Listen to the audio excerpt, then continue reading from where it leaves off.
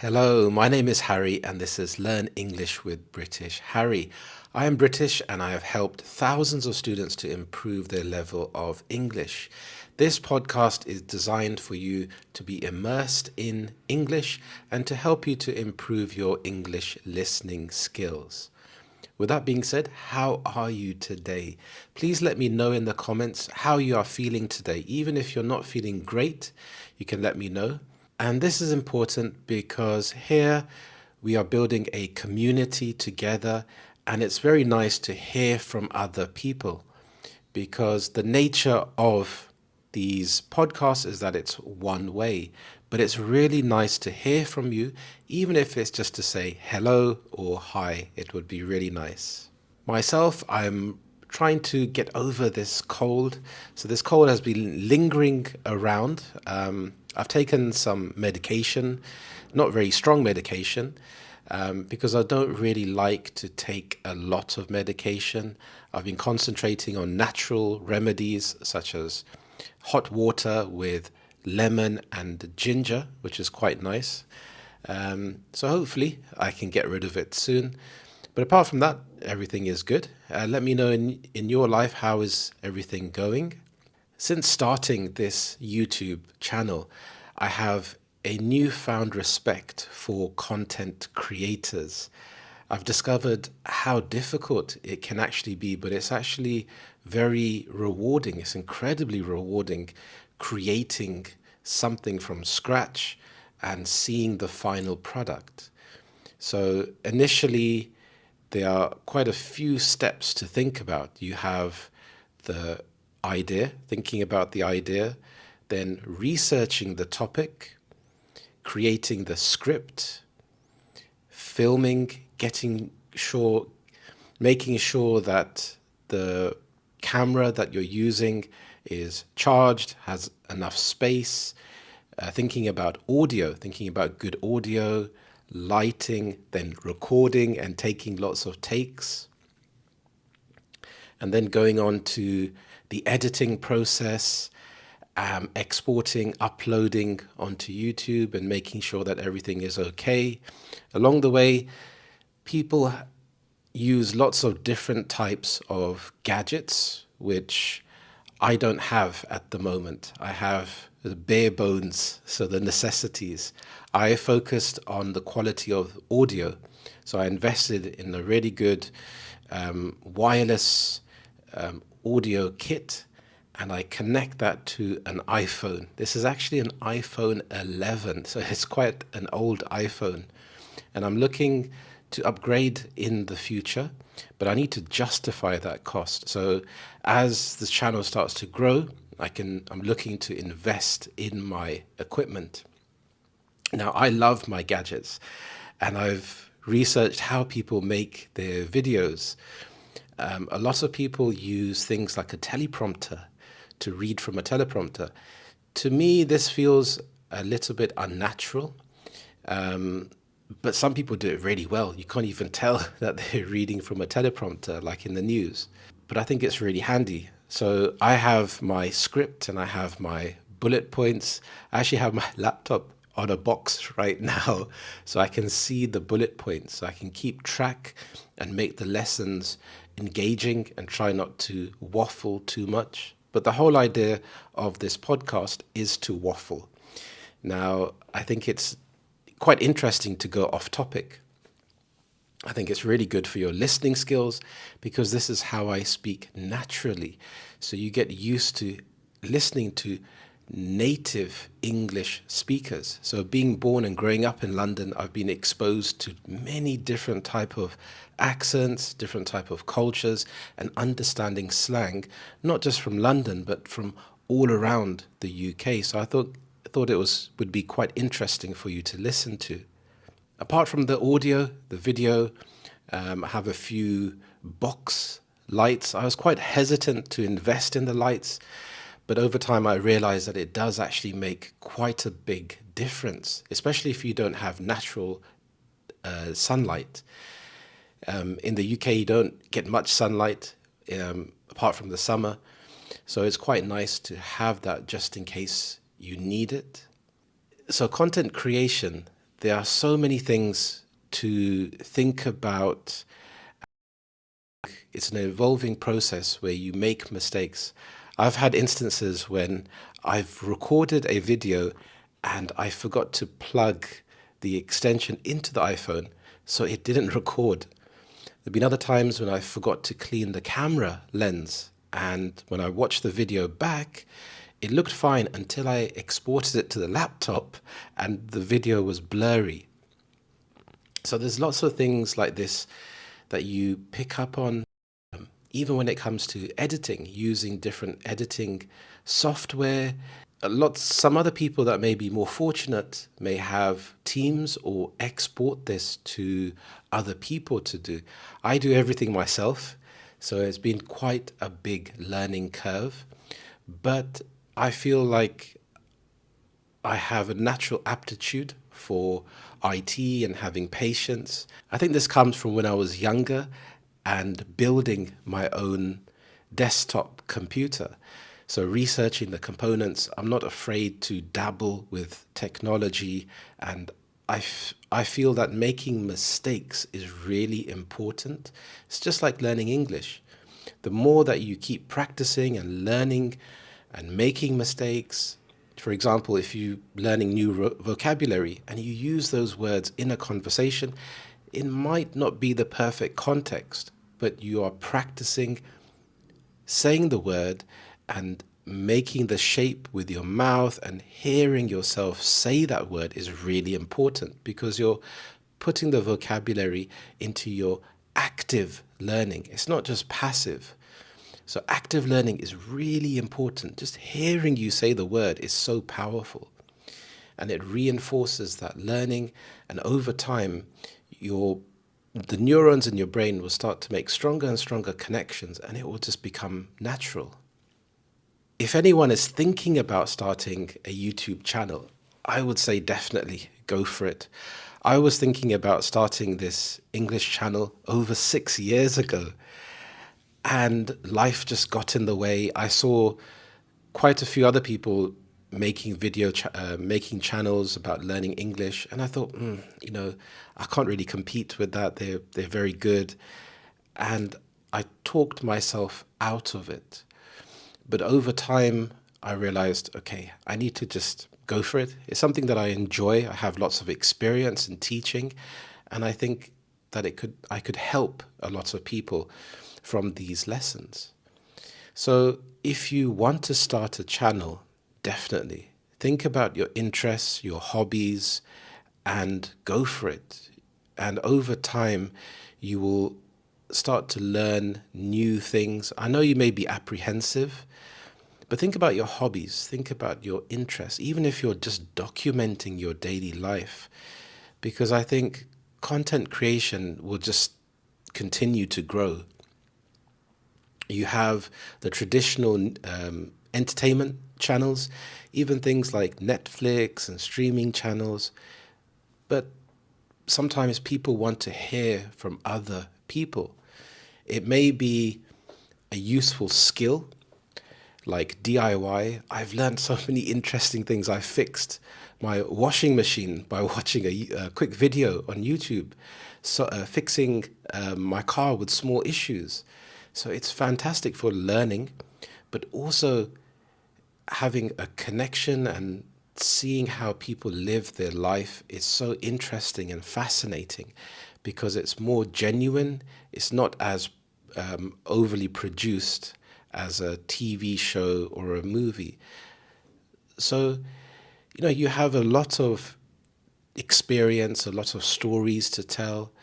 So I think it's something worth thinking about, trying, and you're not going to please everyone. That's impossible. There are so many people in the world. People have so much choice.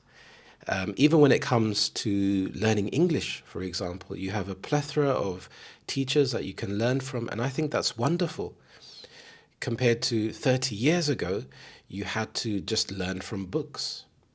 So this gives you more exposure to different types of people, different types of accents, teaching styles, it's brilliant. Definitely go for it.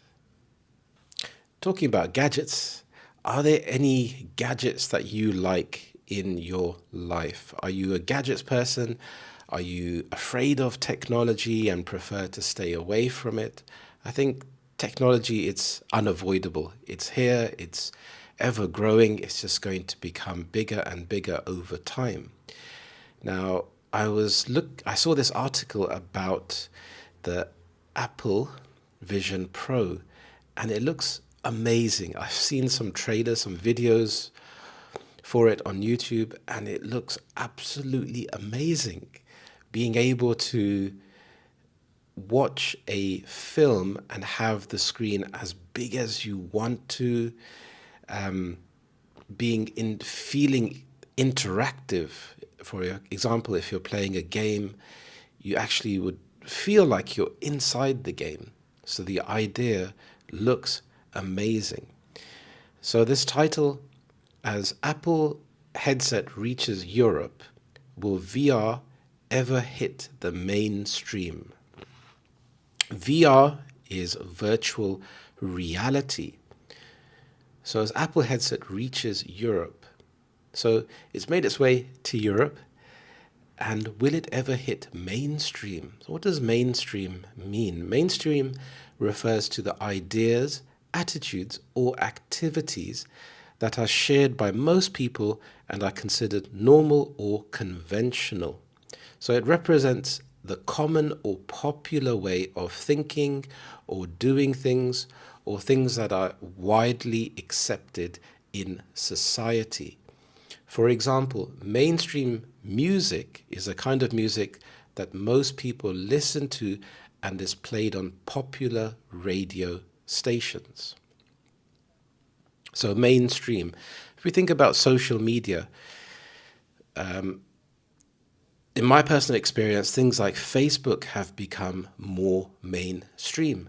20 years ago, it was more niche. Many people, especially older people, hadn't heard about Facebook, but now it's more mainstream. Communication apps like WhatsApp, many people of the older generation know how to use WhatsApp and enjoy using it. So will VR ever hit the mainstream? That's quite interesting. So let's have a look into this article a bit deeper. So to get a sense of the public interest in the Vision Pro, Apple's very high-tech, very expensive virtual reality headset finally launched in the UK and Europe on Friday. Where better to head than one of its own stores? In the past, people camped outside Apple's branches overnight, so desperate were they to get their hands on the tech giant's latest product. I think that's quite extreme, camping on the street, waiting for the product. But I can imagine it would give you a sense of excitement. Have you ever camped out on the street waiting for the launch of a product? It must be extremely exciting waiting for that product and being one of the first people in the country to get your hands on that product. So that adds to the thrill of owning this product. When I went to its branch in central London on Friday morning, though, there was just a small group, mainly comprised of men waiting for the doors to open. So that's interesting. So in the past, you used to have huge groups of people, but now there was just a small group. So this word comprised means consisted of or made up of. Partly that's because people these days prefer the convenience of pre-orders. When you pre-order something, you can have it delivered to you personally. You may pay a little bit extra, but you don't have to have the inconvenience of having to camp outside the shop overnight. So this word convenience, I think it's a really nice word to use, because most of our life is dictated by what is convenient. We use a washing machine because it's easier than washing clothes by hand. We drive a car because it's more convenient than waiting for public transport. So convenient is when something it makes your life easier. But it also perhaps tells us something about the question that continues to hang over the VR headset market. Will it ever escape the realm of tech aficionados and go truly mainstream? So aficionado is a very nice word. This means a person who is very knowledgeable and enthusiastic about an activity, subject, or pastime. So these people, they know a lot about this VR headset. They are experts in this. They've researched it, they're really excited, and they are passionate about technology. So in order for something to go mainstream, it's the opposite for it being niche. Niche is when it's fewer people are very interested in something. So for it to go mainstream, it's an interesting question. How can that happen? Well, firstly, more people need to know about it. Secondly, it needs to be applicable to many people's lives. Some people may not be interested in video games or movies. They may enjoy music or travel. So they need to be exposed to what a VR headset could do. Maybe it could make being immersed in music more enjoyable, or traveling to another country. You can plan your trip. If you wanted to go to Italy or to Europe, you could visually walk down the route. So this way you can plan, you can anticipate, you can know what to expect on your holiday. Apple's plan to make its product breakthrough is to position it as a product you would use to do the stuff you already do, only better. Home videos become 3D-like. Panoramic photos stretch from floor to ceiling, 360 degrees around you. Apple keeps reminding me it calls this spatial content. Nobody else does. Plenty suck their teeth at the Vision Pro's price, though. A whopping £3,499. Wow. So when you suck your teeth, this is when you are amazed at something that you can't believe the price of it. And this word whopping, it means extremely big. So £3,500, that's a fair chunk of money to spend on something.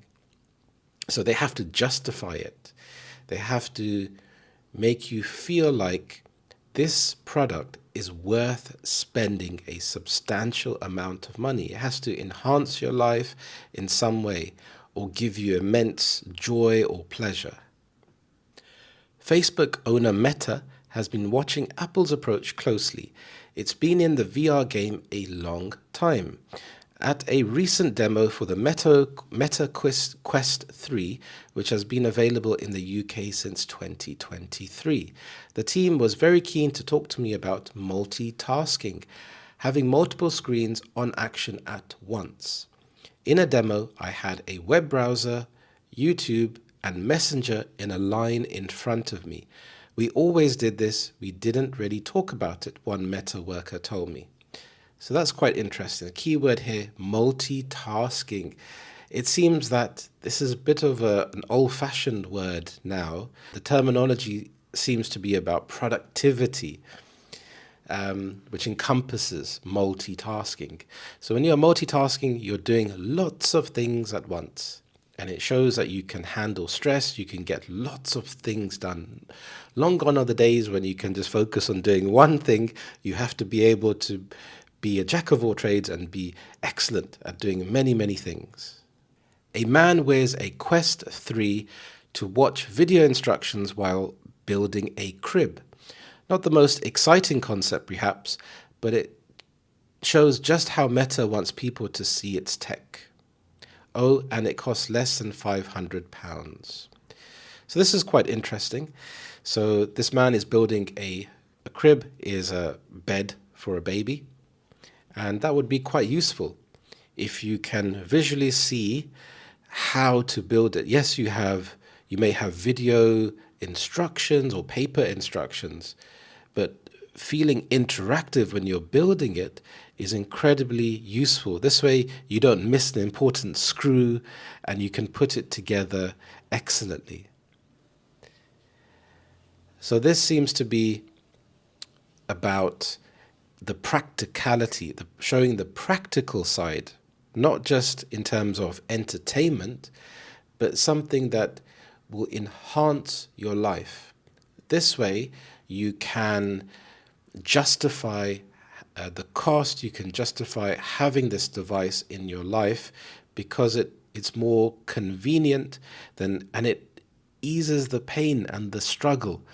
So it makes your life a lot easier. So this article is quite interesting because I think it's so exciting moving forward and seeing how this would develop. To make it more mainstream, I think the device needs to be smaller. And over time, I believe that these companies will find lighter materials and able to make the product smaller and lighter. If that was the case, then it's more convenient for people to wear these things without having fatigue or just making it more appealing to wear. Even fashion brands, even making it fashionable or customizable, as people like to show off the individuality.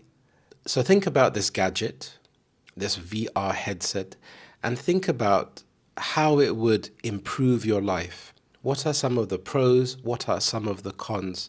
And if you'd like, you can put your answers in the description below. I'd love to hear from you. Also, if you haven't already, please have a look at my free ebook. It's absolutely free for you to download. I've created it for you to give you 5 amazing tips to help you to improve your level of English. And they are practical exercises you can try to start improving your English now. Thank you so much for listening and watching. I hope you have a wonderful day and I will see you next time. Thank you very much and bye-bye.